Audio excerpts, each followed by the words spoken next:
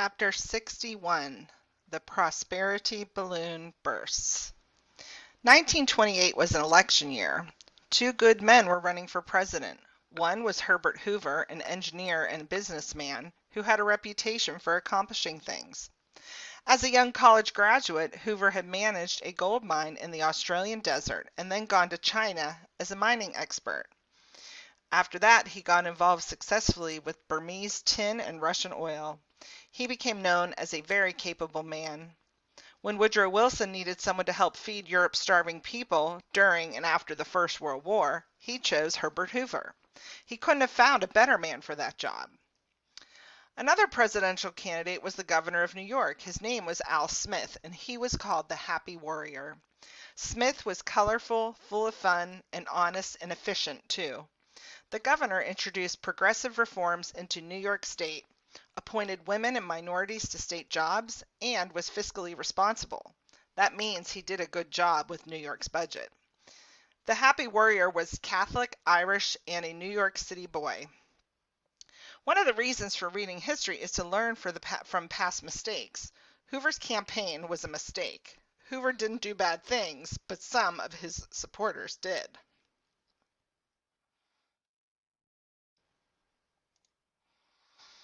They ran an anti-Catholic hate campaign. It was anti-city and anti-immigrant, too. The miserable Ku Klux Klan was still a powerful force in parts of America. Those are the people who put sheets over their heads and minds. They, and other hate groups, said the only real Americans were those whose backgrounds were Protestant, English, and white. They said that Catholics, Jews, Asians, Arabs, Germans, Irish, Italians, blacks, and American Indians, of all people, were not real Americans. And then, on top of that, they said they didn't like city people. They said if Al Smith got elected, the Catholic Pope would be ruling America from Rome. Would you believe that nonsense? Well, sadly, a whole lot of people did. Hoover was elected by an enormous majority. Perhaps Americans would have chose him anyway, but the mean-spiritedness of that election should not have happened. Poor President Hoover. He didn't deserve the bad luck he had. He worked hard, yet his presidency was a disaster. But anyone elected in 1928 would have been in trouble. No one understood that then. In 1928, most Americans were rejoicing. America seemed to have acquired King Midas's golden touch, although hardly anyone thought to remember what happened to King Midas in the end. By 1928, the balloon of prosperity had been pumped so full of hot air that no one had ever seen anything quite like it. Many people were saying that something new had been found, an economic balloon that would just keep expanding. A few others were saying, stand back and cover your ears and watch out. In 1927, 28, and 29, it was easy to get rich quick. All you had to do was put a little money in the stock market. Then you could watch it turn into a whole lot of money. Here is how it worked. Imagine that you are the owner of a large company, the ABC Automobile Company. You manufacture cars, good cars, and now you want to expand. You want to add new models. You need to build a new plant and buy lots of equipment. You need money. So you decide to look for investors. You go public. You sell shares in your company. You sell 10,000 shares at $100 each. The shares are called stock. Anyone who buys stock becomes owner of the ABC Auto Company. The new automobile models are a big success. The company earns a great deal of money. The stockholders get a percentage of the profits. The money they get is called a dividend. The future of your company looks very good. Many people want to buy stock in the ABC company. Here is where a rule of economics called the law of supply and demand comes in. There are only 10,000 shares available. That may sound like a lot, but it really isn't. There is a big demand for ABC stock. People will pay $110 a share for it. Then they will pay $120 a share.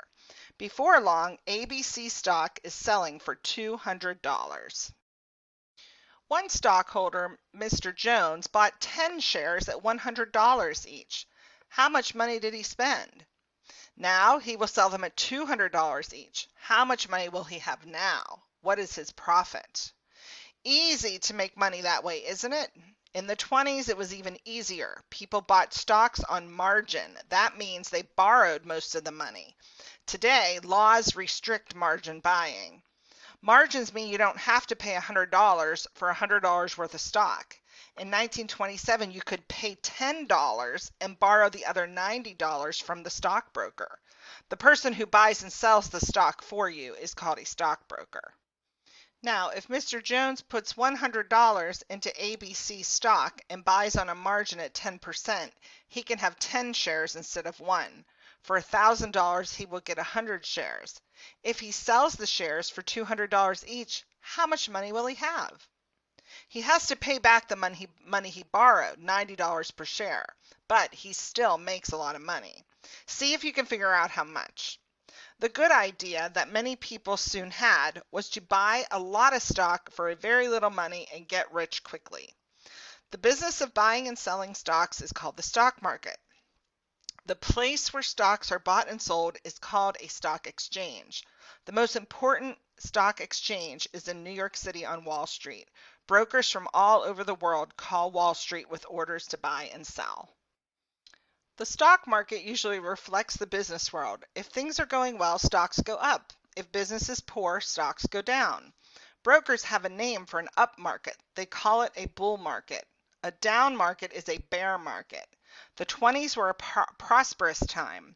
Around 1924, the stock market started rising. At first, it was a slow, moderate rise. Then the bulls got frisky. In 1927, the market began to rise like fury. Almost overnight, stocks doubled and sometimes tripled in value. Everyone was talking about it. Newspapers wrote about it. Many politicians and business leaders were smiling, saying that the boom would just go on and on. Professors from the nation's greatest universities were saying the same thing. Now, suppose you are living in 1927. All of your friends are getting rich and you aren't. You feel like a dummy, don't you? Why don't you take all your savings and buy as many stocks as you can? Buy them on margin so you can get lots of shares for your money. That's the smart thing to do, say many business experts. So that is just what you do. In July 1929, and some of your friends do it too, the stock boom is phenomenal before July. That summer, it is fantastic. Some people are buying stock in anything. It doesn't matter if the company has any real worth or not. No one seems to care. Just give me stock and more stock. I want to get rich. The stock balloon grows bigger and bigger and bigger. And then guess what happens? Picture a balloon being pumped up. Now, watch that pin. You thought the balloon went up fast? Well, whoosh, it will come down much faster. It happens in October of 1929. It is called the panic. People go wild trying to sell, but now almost no one wants to buy. Remember that $100 stock you bought on a margin for $10? Well, when the price drops, your broker sells it. Too bad you lose your $10. No, it's worse than that. You see, you owe $90 on that stock. Deduct the $90, the price your broker gets when he sells the stock. You owe the rest. But you bought 100 shares of stock. Or was it 1,000 or 10,000? You put all your savings into the stock market. The experts said that was the smart thing to do. Sorry, you owe the money. You don't have any money? You can sell your house or your car or both. You just lost your job too? You worked at the ABC Auto Company. Oh, that's too bad. Most people have stopped buying cars. Now the company is losing money. It has to sell that beautiful new plant. Why doesn't it sell stock to try to raise money? Are you kidding? No one is buying stock now. And you know the banks, don't you? The banks are all in trouble too. You see, the banks lent money to brokers and all those people who are buying stocks. Now they have no money. They are closing their doors. What is happening in America? We're having a depression, that's what. It will go on for 10 years. People will be out of work. The country will be in terrible shape. Years later, economic historians will look at the wild stock market boom and the awful depression and say that they didn't have to happen. If there had been good leadership and sensible regulations, they could have been prevented. That's where greed gets you, they'll say. That's where out-of-date thinking gets you, they'll say. But where were those economists when they were needed?